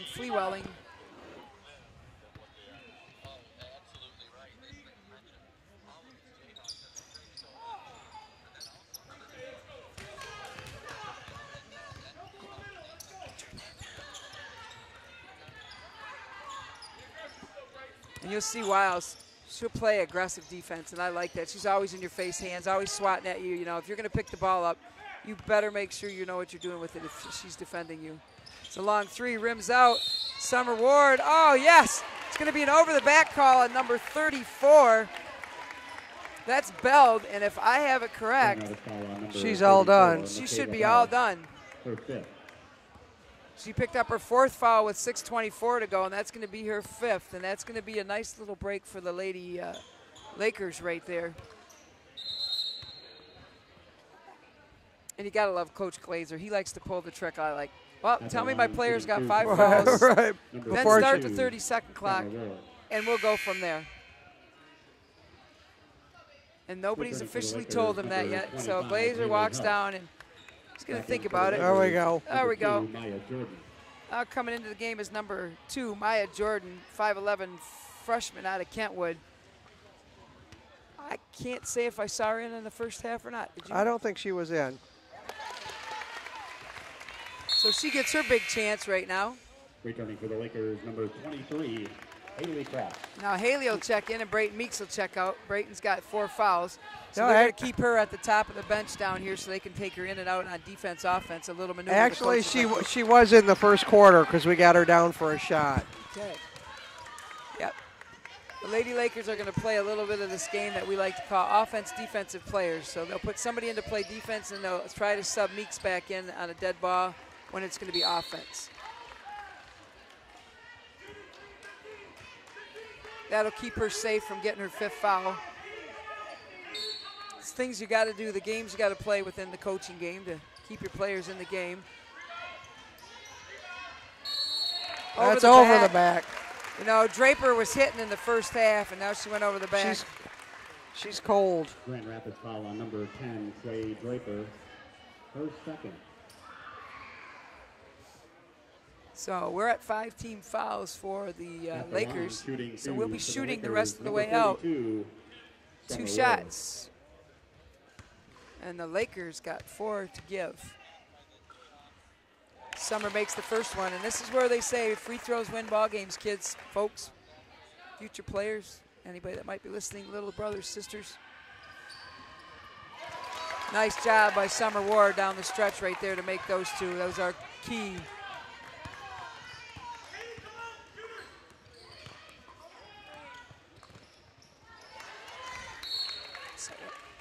Well, the Muskegon game's over, and they blew out Jackson 62-38. 38 or 30, I couldn't quite tell on the TV, but. So it looks like they settled down and took care of their business. Yes, they did. I'm sure they're going to switch over and take a look. We congratulate Muskegon on their win and them being, at this point, co-champions until we know further here. Summer Ward got up and actually claimed that rebound. She was going to get that rebound and nobody else. But again, congratulations to the Muskegon ladies on their co-championship at this point. We'll know if it's going to be co or if it's going to be single here in about a minute, 30 seconds. Wish them good luck on Saturday when they will go with I can't believe that wasn't a foul. Oh, yeah. Just took them a little while to react here. Foul on number 2, Maya Jordan. Her third. Trevor Allen, and no, not the Trevor Allen from Fox Sports made that call. Number 10, Clara Locust. So it's the one you want at the line right now. There we go. Deadly, deadly, deadly, deadly. We're going to pull our players back so that we don't get any silly, unwanted fouls.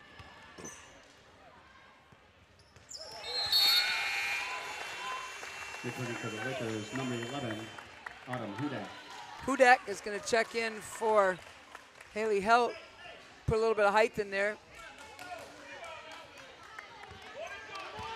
So we're going to give him one shot and done here. Just give him a couple tries.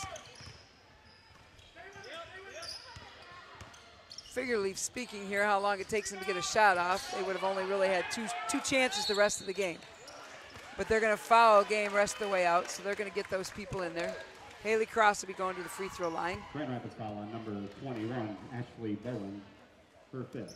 And that's going to be Bowen's 5th. That's their other big girl inside. Shooting 2, number 23, Haley Cross. So if they can just hang on to this lead, it finishes out like it is, they're going to be co-champions of the Western Conference, and they'll be the number 2 seed going into the tournament starting next Tuesday night. That game will be held here. Returning for the Raiders. Do we know who the number 6 seed is? No, I don't. We would have to know how all the results of today's games are. But right now, the number 2 seed will play the number 6 seed.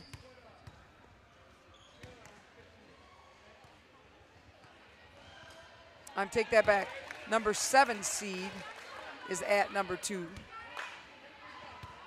So we'll be getting the number 7 seed. Number 6 will play number 3, and number 5 will play number 4 seed. Which, like we talked about earlier in the game, don't let that number 7 fool you. All the teams are strong in this conference, and anything can happen. Yep, I'm not sure who the 7th seed would be. I don't have today's results yet. They will be up shortly, I'm sure. Most of the games are all at the same time. And now we get a foul there. That's one of those touchy things here in this point, whether that's a flagrant foul or not, because they grab more an intentional foul. Sorry, not flagrant. Draper, her 3rd.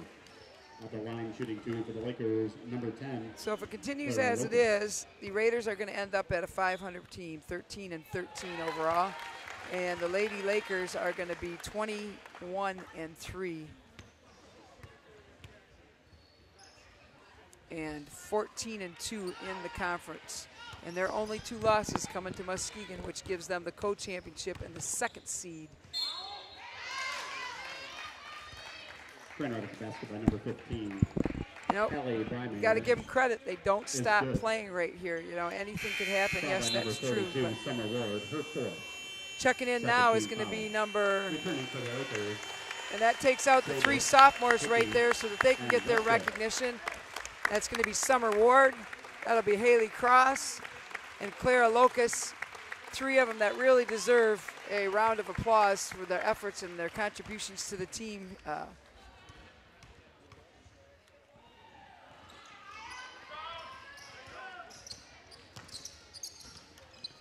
And in a minute, he will bring out Autumn so that she can get her appreciation.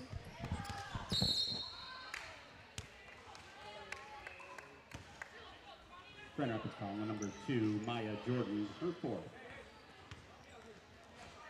At the line for the Lakers, shooting 2, number 20, Maya Sabas. Getting ready to check into the game is Heidi Hilt, and she's going to check in for Autumn Hudak, who's playing her last regular season game here on Morley Courts for the Lady Lakers. And she gets a fine applause and a nice thank you from Coach Rodenbow. It's never easy to tell your players goodbye, whether you have 2 years, 4 years, 6 years. You know, you're a nice little family, Kelly. Yep. And, you know, you realize that doing the high school stats for the teams that I've coached and stuff, and you just see that family atmosphere, and it's just like a whole other life, isn't it? Yeah, it is, and that's what makes a good team. They still got at least one more game, so oh yeah, they hopefully have many more. One more game here on Morley Court, right. But it's officially the end of the season, and it's sophomore honor night. And there was no foul call there. Why, I do not know. But it called us to turn the ball over, and the shot goes up. It's no good. Rebound by Wiles. And your Lady Lakers are going to be co-champions of the Western Conference of the Mid-Michigan Junior College Association. Great finish for them. The final score is going to be 59-47. You'll be able to see this replayed anytime you want on MAC TV.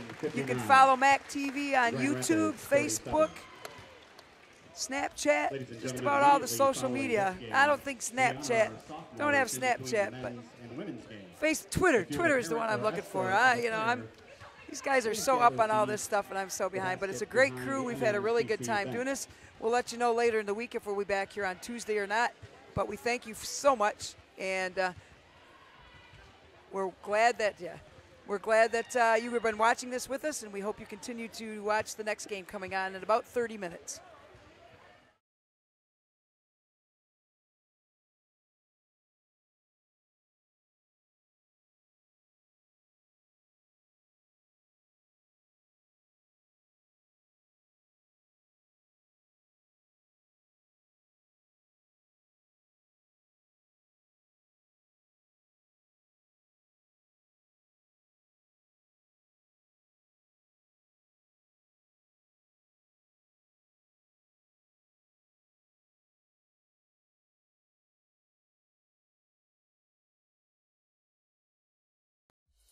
MAC TV Network is a local public access station that offers a variety of services, from in-studio interviews, wrestling, and so much more. We cover local concerts, sporting events, and activities around the community. Members of the community can come in and take a free workshop to learn anything from editing to camera work. Broadcasting on Charter Channels 187 and 191, serving Gratiot, Isabella, and Clare counties. MAC TV Sports broadcasts local high school and college athletics in the Clare, Isabella, and Gratiot County areas only on Charter Channel 187. From full game broadcasts to sports attack coverage, you can learn all about live sports production at MAC TV. Tune in to Channel 187 for MAC TV's Game of the Week, every night from 8 p.m. to 11 p.m. Also, check out Sports Attack, airing every day at 5 p.m. and 7:30 p.m. For more information, go to MAC.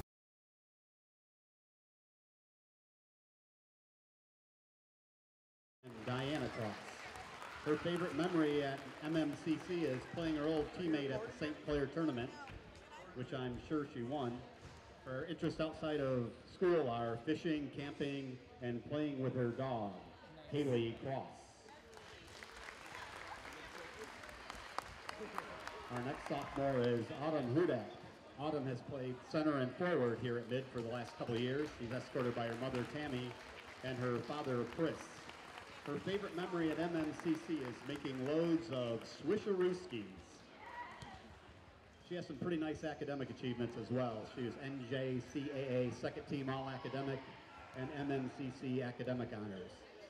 Her extracurricular activities involve volunteering at the soup kitchen. Outside of school, she likes to play disc golf, snowboard, and hike.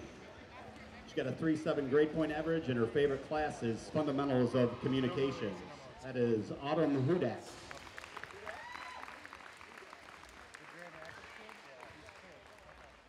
Our next sophomore is Summer Ward. Summer has been a real solid forward for the Lakers the last couple of years. She's escorted by her parents, Bob and September Ward. Her favorite memory is stopping at Poncheros after coming back and beating Lansing Community College. She's had several academic achievements, including being on the honors list at Mid-Michigan Community College. Favorite class, amongst others, is Chuck's class. This is Summer Ward.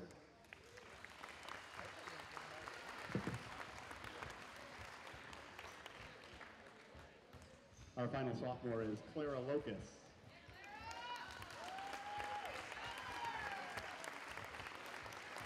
Clara has been a great point guard for the Lakers for the last couple of years. She's escorted by her parents, Josh and Jennifer Locus. Her favorite memory here at MMCC is, of course, the UP trip, which was almost like going home. Her favorite, some of her academic achievements are NJCAA second team last year, and she's in the nursing program here at Mid. Her favorite class has been, of course, Chuck's class. This is Clara Locus.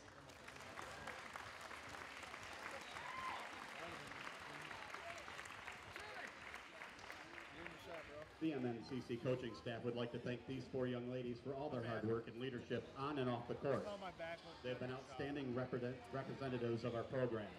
Clara, Autumn, Summer, and Haley have been instrumental in the success that we've had over the past 2 years. They have an outstanding combined record of 41-11 during their career here. That is really something. Even though they'll be moving on, they'll always be a part of the Laker family. We are all proud of you and wish you nothing but the best in the future. Thank you, ladies.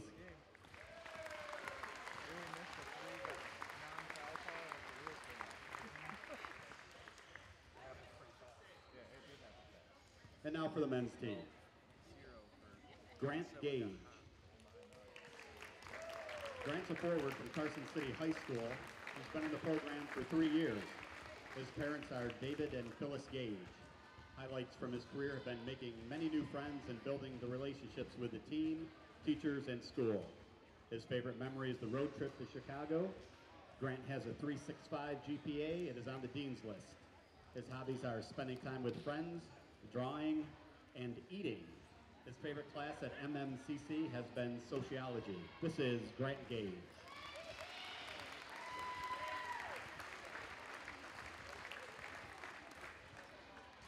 Colton Antis.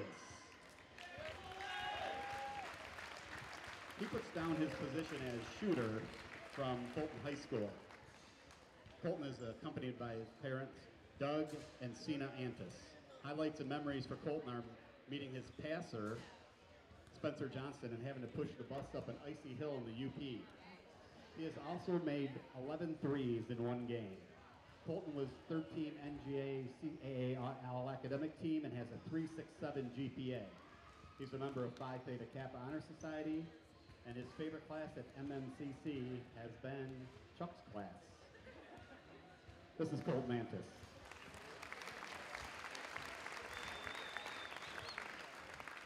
Spence DeMoll. He's a guard/forward from Ithaca High School. Spencer's parents, Scott and Chris DeMoll, are here with him tonight. Highlights and memories of Spencer's career are beating the number 6 team in the nation, Ancilla, on their home court last year and playing with his best friends. Spence will graduate with his associate's degree in May with a GPA over 3.0. His hobbies include chatting with Mama T and playing Fortnite. His favorite class at Mid was speech with Kim Shea. This is Spence DeMoll.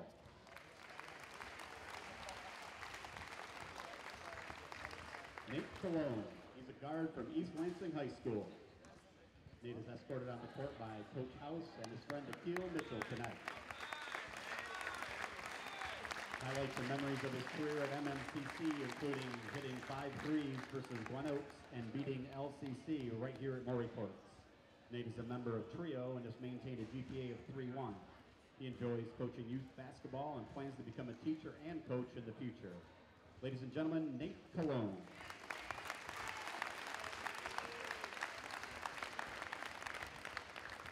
Our final sophomore is Spencer Johnston, a guard from Beaverton High School. Spencer's parents, Jeff and Steph Johnston, are accompanying him to the court tonight. Highlights of his career at MMCC are playing with his shooter, Colton Antis, and getting yelled at by Coach House and Coach Shunk. One of his favorite memories is breaking the school's assist record with 17 earlier this season. Spencer will earn his associate's degree in May. He enjoys being outdoors, and his favorite class at MMCC is anything but philosophy. Thank you, gentlemen, for all your efforts on the floor, in the classroom, and in the community. You'll forever be a part of the Mid-Michigan Community College Laker family. It has been a real privilege to watch you all, and we wish you continued success in the future. Once again, thank you to all of our sophomores.